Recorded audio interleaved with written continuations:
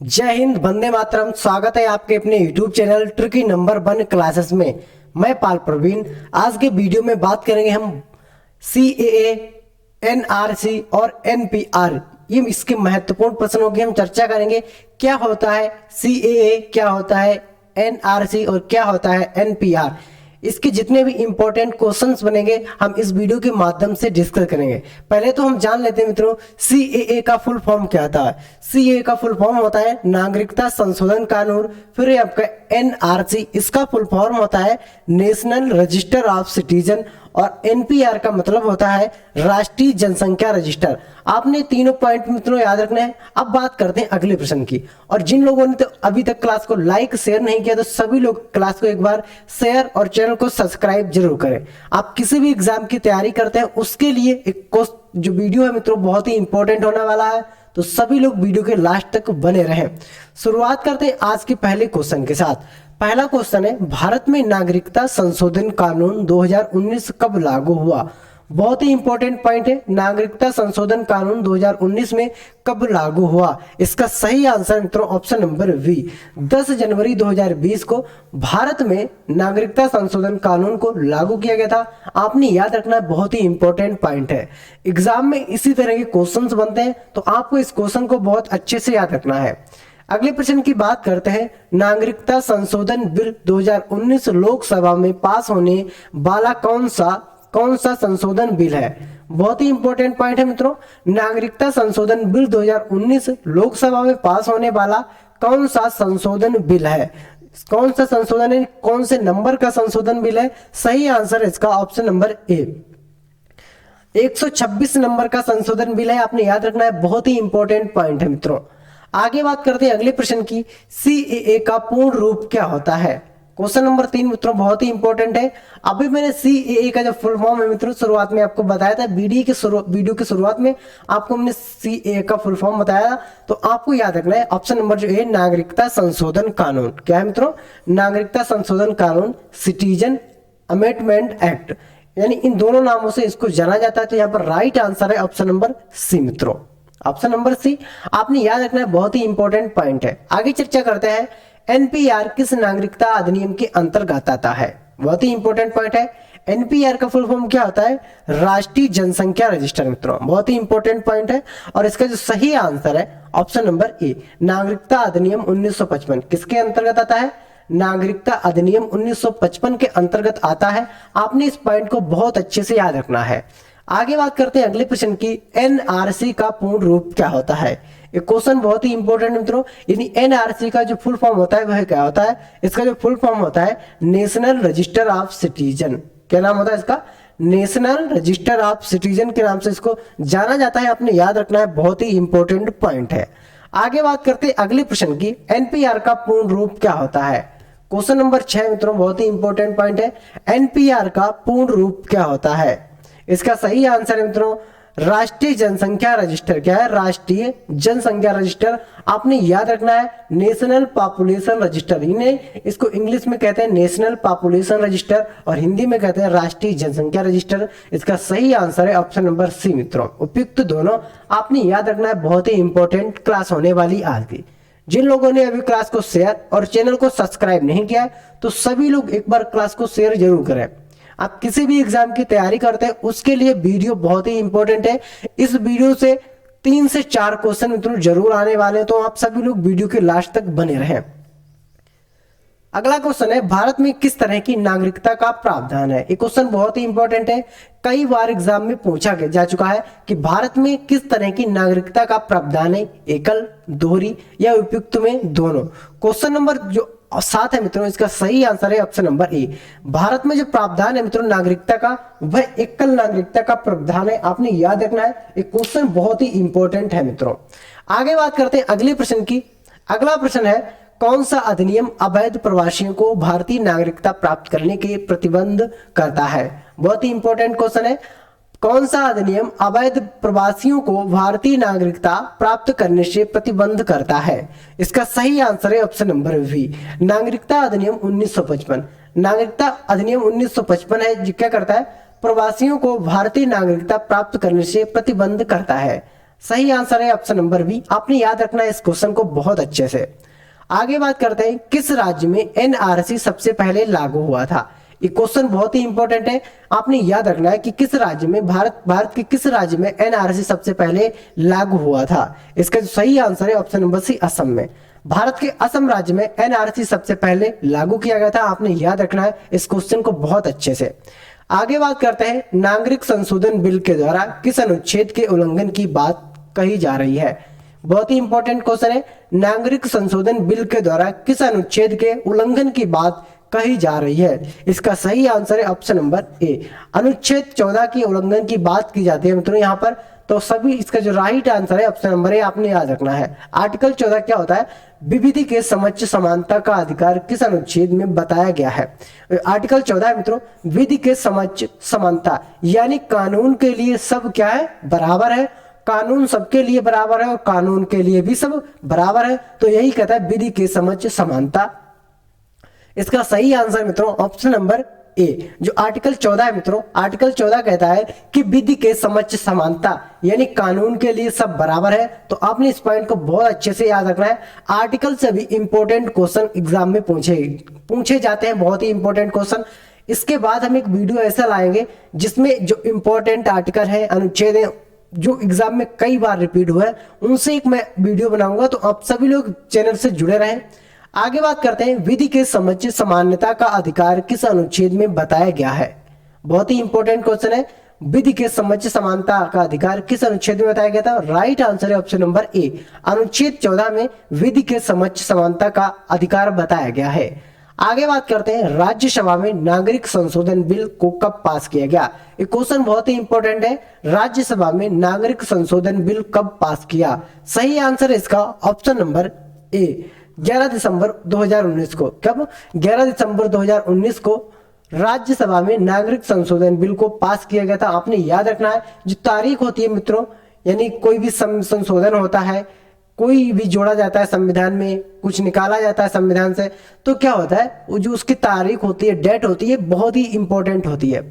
यही संविधान में कोई संशोधन करना है, कुछ किसी चीज को भी लेकर संशोधन करना है, तो उसकी जो डेट होती है तो बहुत ही इंपॉर्टेंट होती है। एग्जाम में इसी तरह की डेट, एग्जाम में जो प्रश्न बनते हैं उसी तरह से बनते हैं। तो आपको जो संशोधन की डेट है वो आपको अच्छे से याद रखनी है मित्रों, जितने भी अब तक संशोधन हुए हैं उनकी, और अभी हाल ही में जैसे न्यू अपडेट होता है उसके बारे में आपको जानकारी रखनी है। और जानकारी रखने के लिए, अगर आप जानकारी रखना चाहते हैं तो हमारे यूट्यूब चैनल को सब्सक्राइब करें।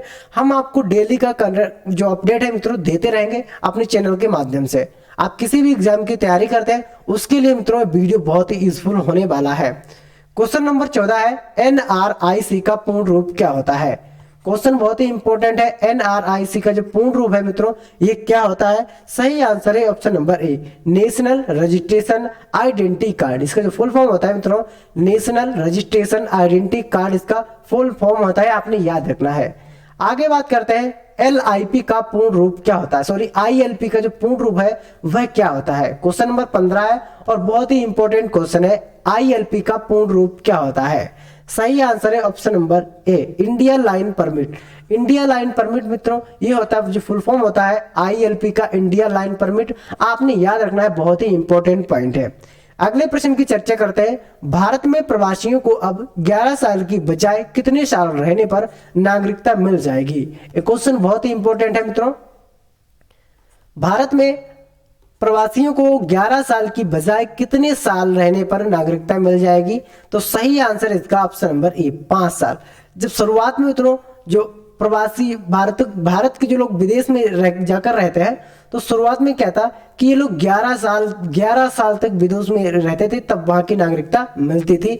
या विदेश के लोग भारत में रहते हैं, भारत के जो लोग विदेश के लोग जो भारत में आते हैं मित्रों, उनको यहाँ पर मिनिमम 5 साल रहने की बाद यहाँ की नागरिकता दे दी जाती है। जब शुरुआत में बना था तब कितनी थी, 11 साल, यानी 11 साल रहने के बाद यहाँ की नागरिकता मिलेगी। लेकिन अभी संशोधन किया गया इसमें और 5 साल कर दिया गया कि मिनिमम 5 साल कोई भी विदेशी यहाँ पर रुकता है तो उसको यहाँ की नागरिकता मिल जाएगी।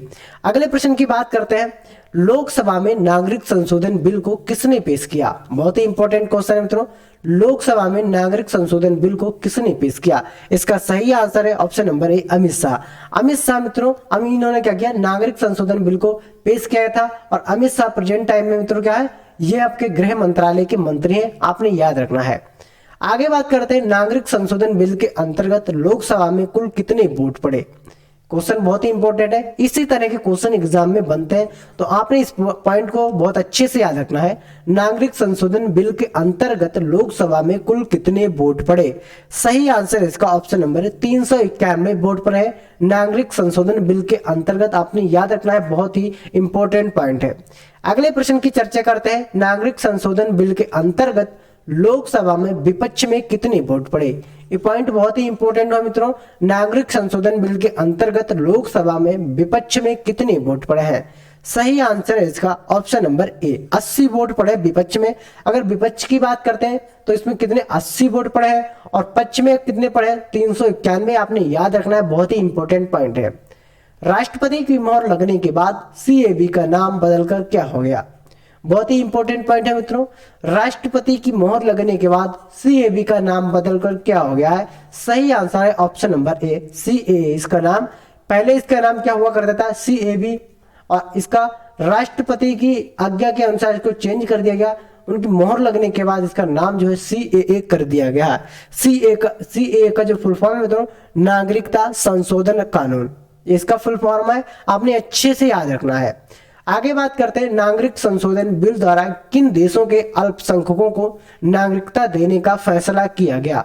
बहुत ही इंपॉर्टेंट पॉइंट है, नागरिक संशोधन बिल द्वारा किन देशों के अल्पसंख्यकों को नागरिकता देने का फैसला किया गया है? सही आंसर है इसका ऑप्शन नंबर ए, अफगानिस्तान। किसको? अफगानिस्तान के नागरिकों को नागरिकता देने का फैसला किया गया है मित्रों, आपने याद रखना है, बहुत ही इंपॉर्टेंट पॉइंट है। आगे बात करते हैं, नागरिक संशोधन बिल के अंतर्गत लोकसभा में पक्ष में कितने वोट पड़े? ये क्वेश्चन बहुत ही इंपॉर्टेंट है मित्रों, नागरिक संशोधन बिल के अंतर्गत लोकसभा में पक्ष में कितने वोट पड़े हैं? इसका सही आंसर है ऑप्शन नंबर है 311 वोट मित्रों पक्ष में पड़े हैं। अब बात करते हैं मित्रों आगे, नागरिक संशोधन बिल के अंतर्गत राज्यसभा में पक्ष में कितने वोट पड़े हैं? पक्ष में कितने वोट पड़े हैं मित्रों? यहां पर होगा कि राज्यसभा में पक्ष में कितने वोट पड़े हैं, तो इसका जो सही आंसर है मित्रों ऑप्शन नंबर बी 125 वोट पड़े पक्ष में राज्यसभा में। आपने बहुत अच्छे से इस पॉइंट को याद रखना है। अगला प्रश्न है, नागरिक संशोधन बिल कितने अल्पसंख्यक समुदायों को नागरिकता प्रदान करेगा? बहुत ही इंपॉर्टेंट पॉइंट है, नागरिक संशोधन बिल कितने अल्पसंख्यक समुदाय को नागरिकता प्रदान करेगा? सही आंसर है इसका ऑप्शन नंबर डी, 6 प्रकार के अल्पसंख्यक जो समुदाय के लोग हैं मित्रों, इनको नागरिकता प्रदान करेगा। आपने याद रखना है, बहुत ही इंपॉर्टेंट पॉइंट है। अगले प्रश्न की चर्चा करते हैं, नागरिक संशोधन बिल के अंतर्गत किस तारीख से पहले भारत आए लोगों को नागरिकता प्रदान की जाएगी? क्वेश्चन नंबर 25 मित्रों बहुत ही इंपॉर्टेंट है, नागरिक संशोधन बिल के अंतर्गत किस तारीख से पहले भारत आए लोगों को नागरिकता प्रदान की जाएगी? सही आंसर है इसका ऑप्शन नंबर बी, 15 दिसंबर 2018 से पहले आए नागरिकों को नागरिकता प्रदान की जाएगी। आपने याद रखना है, बहुत ही इंपॉर्टेंट पॉइंट है। अगले प्रश्न की चर्चा करते हैं, नागरिक संशोधन बिल के तहत प्रवासियों को नागरिकता किस प्रकार से मिलेगी? ये क्वेश्चन बहुत ही इंपॉर्टेंट है, नागरिक संशोधन बिल के तहत प्रवासियों को नागरिकता किस प्रक्रिया से मिलेगी? क्वेश्चन नंबर 25 है मित्रों, और इसका सही आंसर है ऑप्शन नंबर ए, देशीकरण द्वारा इनको क्या करी जाएगी मित्रों? नागरिकता दी जाएगी। प्रवासियों को देशीकरण के द्वारा नागरिकता दी जाएगी। अगले प्रश्न की चर्चा करते हैं मित्रों। अगला प्रश्न है, नागरिकता अधिनियम 1955 में कितनी बार संशोधन हो चुका है? यानी जो नागरिकता अधिनियम 1955 है मित्रों, इसमें अब तक कितनी बार संशोधन हो चुका है? सही आंसर है ऑप्शन नंबर बी, अब तक इसमें 6 बार संशोधन हो चुका है। आपने याद रखना है, बहुत ही इंपॉर्टेंट पॉइंट है। आगे बात करते हैं, नागरिकता संशोधन अधिनियम 1955 में कब कब संशोधन हुआ है? अब इस वीडियो के इस क्वेश्चन के माध्यम से हम जानेंगे कि कब कब संशोधन हुआ है। पहला तो हुआ था 1986 में, दूसरा 1992 और तीसरा 2003 में, चौथा हुआ है 2005 में, पांचवा हुआ है मित्रों 2015 में, और छठवां हुआ है ये हुआ मित्रों आपका 2019 में। आपने बहुत ही अच्छे से याद रखना है। ये 6 पॉइंट है, 6 पॉइंट को आपने अच्छे से याद रखना है, एग्जाम में यहीं से क्वेश्चन बनेगा। आगे बात करते हैं संसद के 3 हिस्से कौन कौन से हैं।